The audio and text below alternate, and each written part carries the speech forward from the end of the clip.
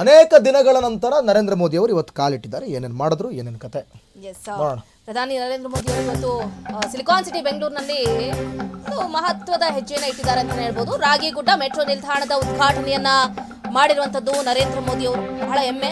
Metro ಹಳದಿ ಮಾರ್ಗ ಉದ್ಘಾಟನೆಯನ್ನ ಮಾಡಿದ್ದಾರೆ ಮೋದಿ.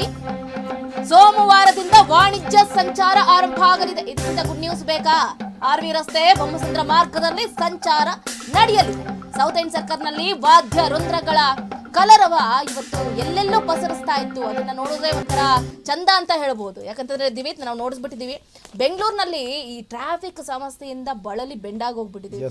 ಎಲ್ಲಾ ಕಡೆನೂ ಮೆಟ್ರೋ ಬರ್ಲಪ್ಪ ಅಂತ ನಾವು ಕೂಡ ಅನ್ಕೊಂಡಿದೀವಿ, ನೀವು ಕೂಡ ಅನ್ಕೊಂಡಿದ್ದೀರಾ.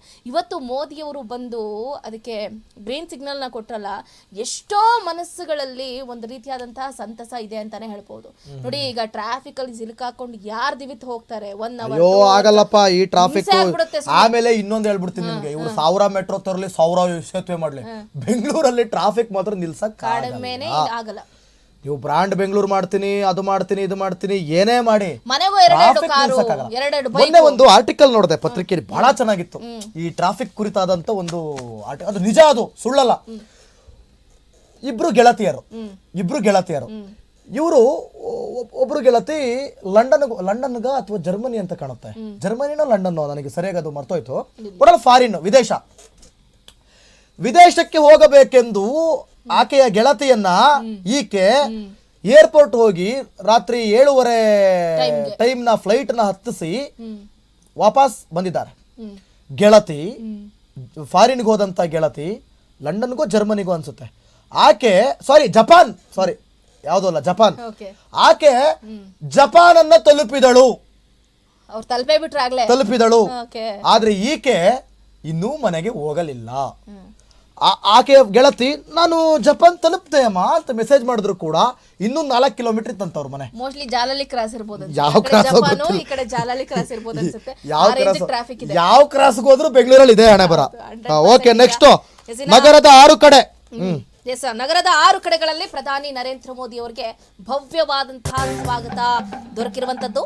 ಒಂದೊಂದು ಸ್ಥಳದಲ್ಲಿ ಶಾಸಕರ ನೇತೃತ್ವದಲ್ಲಿ ಸ್ವಾಗತ ಕೋರಲಾಗಿದೆ.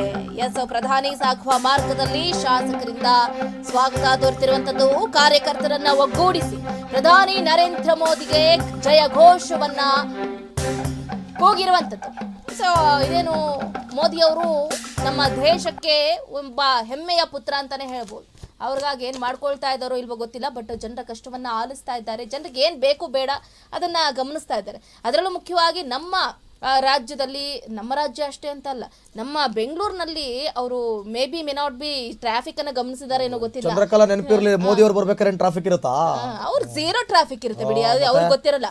ಬಟ್ ಏನ್ ಆಗ್ತಿದೆ ಇಲ್ಲ ಅನ್ನೋದು ಗೊತ್ತಿದೆ. ಬಟ್ ಜನರಿಗೆ ಏನ್ ಕೊಡ್ಬೇಕು ಬೇಡ ಅದು ಬಹಳ ನೀವು ಜನ ನಾಳೆ ನರೇಂದ್ರ ಮೋದಿ ಅವ್ರಿಗೆ ಯಾಕರಪ್ಪ ಈ ನ್ಯಾಯ ಅಂತ ಕೇಳ್ಬಿಡ್ರಿ ನೀವು ಮತ್ತೆ ಅವ್ರ ಪ್ರಧಾನಿ. ಹೌದು, ಹಂಗಾಗಿ ಹೋಗ್ಬಿಟ್ಟಿದೆ. ಇವತ್ತು ನಗರದ 6 ಕಡೆಗಳಲ್ಲಿ ಪ್ರಧಾನಿ ನರೇಂದ್ರ ಮೋದಿ ಅವರಿಗೆ ಭವ್ಯವಾದಂತಹ ಸ್ವಾಗತ ದೊರೆತಿರುವಂತದ್ದು.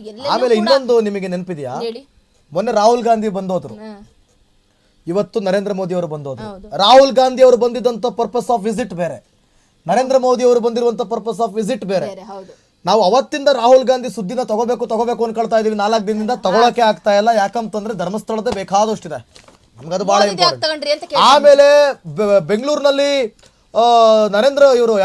ರಾಹುಲ್ ಗಾಂಧಿ ಬಂದು ಅವ್ರೇನೇ ಹೋರಾಟ ಮಾಡ್ತಾ ಇದಾರೆ ಫ್ರೀಡಂ ಪಾರ್ಕ್ ನಲ್ಲಿ. ಹೌದಾ, ಮತಗಳ್ಳತನ ಆಗಿದ್ಯಾ? ಆಗ್ಲಿ ಬಿಡಿ, ನಮಗೆ ಸೌಜನ್ಯದ ಇಂಪಾರ್ಟೆಂಟು, ಧರ್ಮಸ್ಥಳದ ಇಂಪಾರ್ಟೆಂಟು ಅಂತ ಜನ ಕುತ್ಕೊಂಡ್ಬಿಟ್ಟಿದ್ದಾರೆ. ಮತಗಳ್ಳತನ ಆಗಿದೆ ಇಸ್ ವೆರಿ ಇಂಪಾರ್ಟೆಂಟ್. ಆ ಸುದ್ದಿ ಬಗ್ಗೆ ಒಂಚೂರು ಮಾತಾಡ್ಬಿಡ್ತೀನಿ ನಾನು.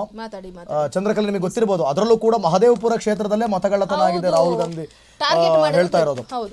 ಈಗ ಈ ಒಂದು ಹೋರಾಟದಲ್ಲಿ ಮಾನ್ಯ ಮುಖ್ಯಮಂತ್ರಿಗಳಿದ್ರು, ಮಾನ್ಯ ಉಪಮುಖ್ಯಮಂತ್ರಿಗಳಿದ್ರು, ರಾಹುಲ್ ಗಾಂಧಿ ಅವರು ಇದ್ರು.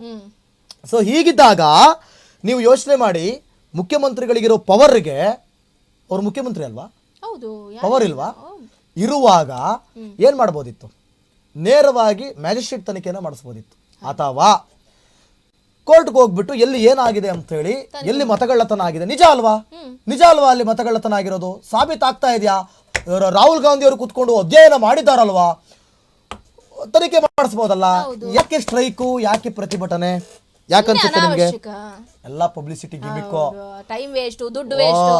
ಜನರು ಆಮೇಲೆ ಇನ್ನೊಂದು ವಿಷಯ ಗೊತ್ತಾ ನಿಮ್ಗೆ, ಈಗ ಅವ್ರೇನಾದ್ರೂ ಕೋರ್ಟು ಕಚೇರಿ ಅಂತ ಹೋದ್ರೆ ಕಾಂಗ್ರೆಸ್ನವರು 136 ಕ್ಷೇತ್ರಗಳನ್ನ ಗೆದ್ದು ಬಿಗಿರೋದು ಹಂಗೇನಾ?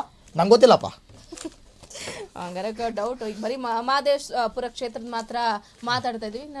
ಅಲ್ಲ ಒಂದ್ ವೇಳೆ ಅವ್ರು ತನಿಖೆಗೆ ಹೋದ್ರೆ ಕಾಂಗ್ರೆಸ್ನವ್ರು ಗೆದ್ದಿದಾರಲ್ಲಪ್ಪ, ಹಿಂಗೆ ಗೆದ್ದಿರ್ಬೋದಾ? ಡೌಟ್, ಕ್ವಶನ್ ಮಾರ್ಕ್ ಬಂದೇ ಹಂಗೇನಾದ್ರೂ ಹೋದ್ರೆ ನಮ್ಮ ಹುಡುಕು ಬರುತ್ತೆ ಅಂತ ಹೋಗ್ತಿಲ್ಲ, ಬರೀ ತನಿಖೆ ಇದಕ್ಕೆ ಮಾತ್ರ ಸೀಮಿತ ಆಗಿದ್ದಾರೆ. ಆದ್ರೆ ರಾಹುಲ್ ಗಾಂಧಿ ಬಂದು ಭಾಷಣ ಮಾಡಿದ್ದಾರೆ ಅಂದ್ರೆ ಮುಂದೆ ಏನಾದ್ರು ಆಗ್ಬೋದು, ಏನಾಗುತ್ತೋ ಗೊತ್ತಿಲ್ಲ. ಓಕೆ, ನೆಕ್ಸ್ಟ್ ಮೋದಿ ಅವರು ಬಂದಿದ್ದಾರೆ ಬೆಂಗಳೂರಿಗೆ. ಈಗಾಗಲೇ ಸಾವಿರಾರು ಬಿಜೆಪಿ ಕಾರ್ಯಕರ್ತರ ಜಮಾವಣೆ ಕೂಡ ಆಗಿತ್ತು. ಸಾರ್ವಜನಿಕರು ನಿಂತ್ಕೊಳ್ಳೋದಕ್ಕೂ ಕೂಡ ಪ್ರತ್ಯೇಕ ವ್ಯವಸ್ಥೆಯನ್ನು ಕೂಡ ಮಾಡಲಾಗಿತ್ತು. ಮೋದಿ ಬರೋ ಮಾರ್ಗದಲ್ಲಿ ಅಧಿಕ ಸಂಖ್ಯೆಯಲ್ಲಿ ಸೇರಿಬಿಟ್ಟಿದ್ರು ಜನರು. ಬಿಜೆಪಿ ಬಾವುಟ, ಮೋದಿ ಫೋಟೋ ಹಿಡ್ಕೊಂಡು ಘೋಷಣೆಯನ್ನ ಕೂಗ್ತಾ ಇದ್ರು. ಜನರಿಗೆ ಮೋದಿ ಅವರನ್ನ ನೋಡ್ಬೇಕು ಅನ್ನುವಂತ ಒಂದು ಆಸೆ ಇದ್ದೇ ಇದೆ. ಚಿಕ್ಕ ಮಕ್ಕಳಿಂದ ಹಿಡಿದು ವಯೋವೃದ್ಧರವರೆಗೂ ಕೂಡ ಒಂದೇ ಒಂದು ಬಾರಿ ಪ್ರಧಾನಿ ನರೇಂದ್ರ ಮೋದಿ ಅವರನ್ನ ನಾವು ನೋಡ್ಬೇಕಪ್ಪ, ಅವ್ರು ಇಷ್ಟೊಂದೆಲ್ಲ ಒಳ್ಳೆ ಕೆಲಸಗಳನ್ನ ಮಾಡ್ತಿದ್ದಾರೆ, ಅಟ್ಲೀಸ್ಟ್ ಅವ್ರನ್ನ ಒಂದೇ ಒಂದ್ಸರಿ ಎದುರುಗಡೆ ನೋಡ್ಬಿಡೋಣ ಅಂತ ಚಿಕ್ಕ ಮಕ್ಕಳಿಂದ ಹಿಡಿದು ವಯೋವೃದ್ಧರವರೆಗೂ ಕೂಡ ಕಾಯ್ತಾ ಇರ್ತಾರೆ. ಇವತ್ತು ನರೇಂದ್ರ ಮೋದಿ ಅವರು ಬೆಂಗಳೂರಿಗೆ ಬರ್ತಿದ್ದಾರೆ ಅಂತಂದ್ರೆ ಕಿಕ್ಕಿರಿದು ನಿಂತುಬಿಟ್ಟಿದ್ದಾರೆ. ಏನು ಗಲ್ಲಿಗಳಲ್ಲೂ ಕೂಡ ಜನ ಇದ್ರು. ಆ ಘೋಷವಾಕ್ಯಗಳನ್ನ ಕೇಳ್ತಾ ಇದ್ರೆ ಒಂಥರ ಹೆಂಗ್ ಅನಿಸ್ತಾ ಇತ್ತು ಅಂದ್ರೆ, ನಿಜವಾಗ್ಲು ಮೋದಿ ಮೋದಿ ಮೋದಿ ಅಂತ ಕೂಗ್ತಾ ಇದ್ರೆ ಎದುರಾಳಿಗಳಿಗೆ ಎದೆ ನಡಗುತ್ತೆ ನಿಜವಾಗ್ಲು. ಒಂದು ಆಮೇಲೆ ಅವರು ಚುನಾವಣೆ ಗಿಮಿಕ್ಕೋಸ್ಕರ ಬಂದಿಲ್ಲ, ಅಭಿವೃದ್ಧಿ ವಿಚಾರವಾಗಿ ನೋಡಿ ಅಲ್ಲಿ. ಆಮೇಲೆ ಬಹಳ ಇದನ್ನ ಈ ದೃಶ್ಯ ಇದೆಯಲ್ಲ, ವಾವ್, ಸಿದ್ದರಾಮಯ್ಯ ಇದ್ದಾರೆ, ಡಿ ಕೆ ಶಿವಕುಮಾರ್ ಅವರು ಇದ್ದಾರೆ. ಇಲ್ಲಿ ಪಕ್ಷ ಭೇದ ಇಲ್ಲ, ಜಾತಿ ಭೇದ ಇಲ್ಲ, ನಾವೆಲ್ಲ ಒಂದೇ. ಏನ್ ಗೊತ್ತಾ, ಎಲ್ಲರೂ ಒಂದೇ. ಇಲ್ಲಿ ಏನ್ ಗೊತ್ತಾ, ಸುಮ್ನೆ ಪೊಲಿಟಿಕಲ್ ರಿವಾಲ್ಸ್ ಅಷ್ಟೇ ಅಲ್ಲ, ಸುಮ್ನೆ ರಾಜಕೀಯ ಕಿತ್ತಾಟ, ರಾಜಕೀಯ ಕೆಸರರ ಚಾಟ.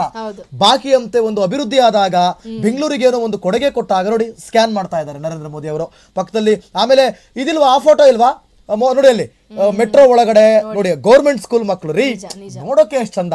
ಡಿ ಕೆ ಶಿವಕುಮಾರ್ ಅವರು ಇದ್ದಾರೆ, ಆಮೇಲೆ ಸಿದ್ದರಾಮಯ್ಯನವರು ಇದ್ದಾರೆ, ಆಮೇಲೆ ರಾಜ್ಯಪಾಲರಿದ್ದಾರೆ, ತಾವರ್ ಚಂದ್ ಗೆಹ್ಲೋಟ್ ಇದ್ದಾರೆ.